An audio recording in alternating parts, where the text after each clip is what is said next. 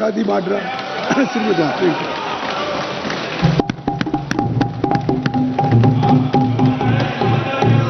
धन्यवाद अध्यक्ष महोदय जी, आपने मुझे इस विषय पर बोलने का मौका दिया। कुछ दिनों पहले हम राम मनोहर लोहिया अस्पताल गए थे। पुलिस लाठीचार्ज में घायल दिल्ली की उस छात्र की स्थिति जानने के लिए जो आईसीयू में अपनी जिंदगी की सबसे बड़ी लड़ाई लड़ रही है। हमसे कुछ ही समय पहले आदरणीय स्वास्थ्य मंत्री जी श्री जेपी नड्डा वहां गए थे और उनसे कुछ समय पहले अन्य नेता भी गए। जब तक हम वहां पहुंचे, उस लड़की की मां नेताओं के आने जाने से गुस्से में थी। हाँ? सुन लीजिए, सुन लीजिए, सुनिए। किसी की पीड़ा का मजाक नहीं उड़ाते, कोई भी हो, किसी की पीड़ा का मजाक नहीं उड़ाते। बिल्कुल। आप संसद में बैठे हैं, निशिकांत जी आप बना रहे हो। जब तक हम वहां पहुंचे, उस लड़की की मां नेताओं के आने जाने से गुस्से में थी। किस लिए आए हो? उसने आईसीयू के दरवाजे के बाहर खड़े होकर हमें पूछा।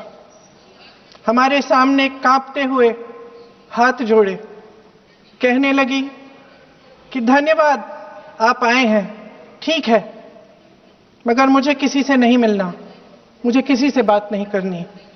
महोदय, उस मां की पीड़ा से उसका पूरा शरीर कांप रहा था, लेकिन उसने दृढ़ आवाज में कहा, सुबह से बड़े बड़े लोग यहां आ रहे हैं, एक के बाद एक वीडियो बना रहे हैं। वह भी आए जिन्होंने मेरी बेटी का ये हाल किया है। किस लिए? उसने हमसे पूछा। किस लिए? मेरी बेटी की बलि तो चढ़ गई है, लेकिन उसे कुछ भी हो जाए तो मैं उसके लिए अपने आप लड़ूंगी।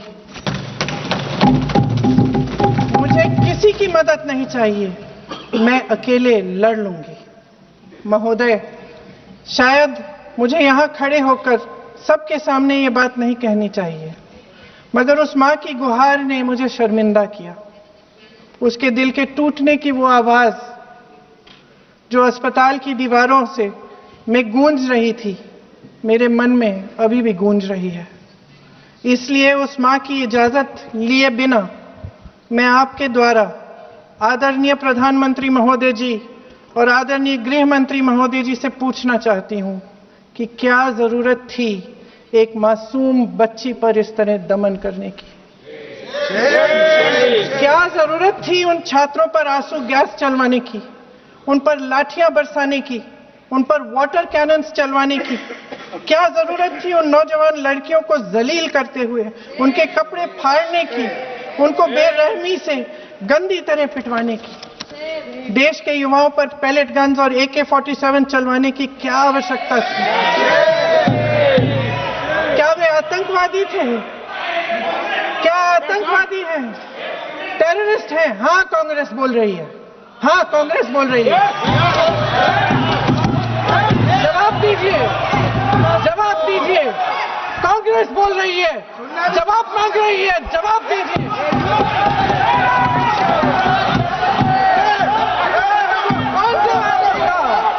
कौन जवाब देगा? गृह मंत्री जी जवाब देंगे। किसने ऑर्डर दिया? किसने ऑर्डर दिया पैलेट गन्स चलाने के लिए? किसने ऑर्डर दिया? आपके माध्यम से मैं पूछती हूं अध्यक्ष महोदय, किसने ऑर्डर दिया? प्रधानमंत्री जी ने दिया? गृह मंत्री जी ने दिया?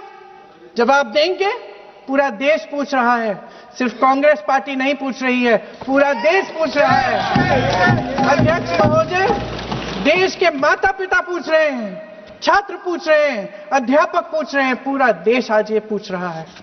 और आपकी जिम्मेदारी बनती है कि आप इस सवाल का जवाब दें। क्यों डरते हैं आप इस देश के नौजवानों से? क्यों डरते हैं आप इस देश की बुलंद आवाज से?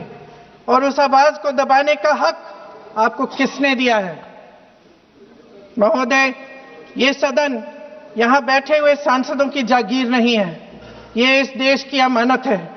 यहाँ बैठे हम सब इस देश की जनता, इस देश के युवाओं, बुजुर्गों, गरीबों, अमीरों और सब धर्मों, सब वर्गों के देशवासियों के सेवक हैं।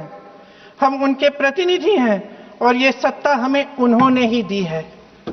इस देश का संविधान हमारी सर आंखों पे, इस देश का लोकतंत्र सर्वोपरि है, इसे ध्वस्त करना पाप है। यह करोड़ों जनता हमसे सिर्फ एक चीज मांगती है, जवाबदेही। इंग्लिश में इसे अकाउंटेबिलिटी कहते हैं।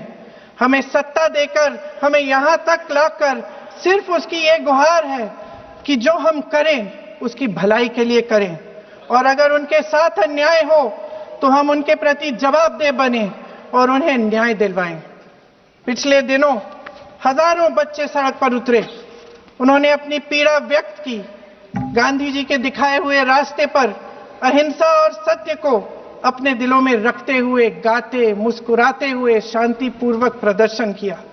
लोकतंत्र के सबसे पवित्र सिद्धांत के तहत उन्होंने अपनी आवाज उठाने का अधिकार कायम किया।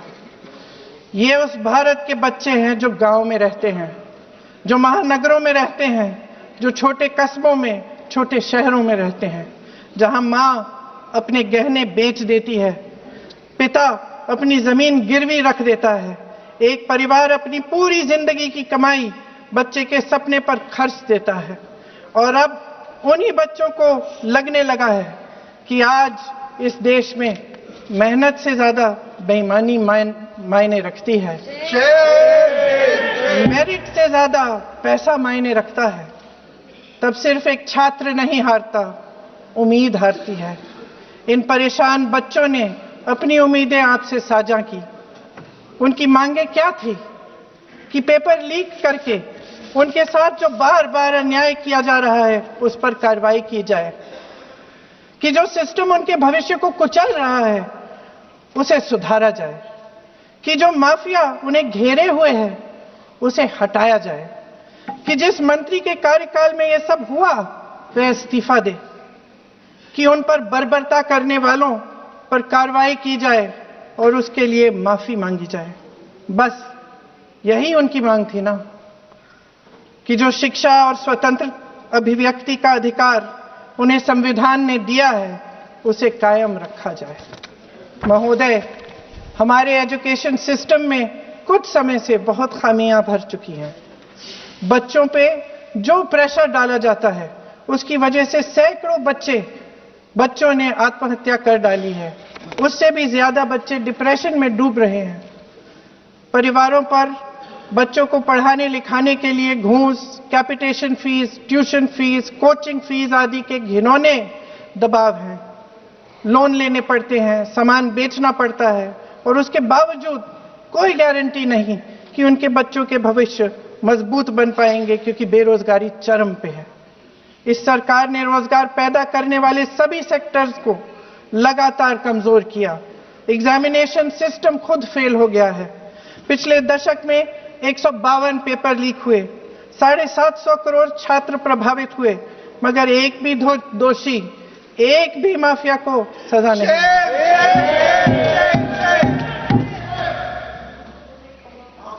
हमारे एजुकेशन में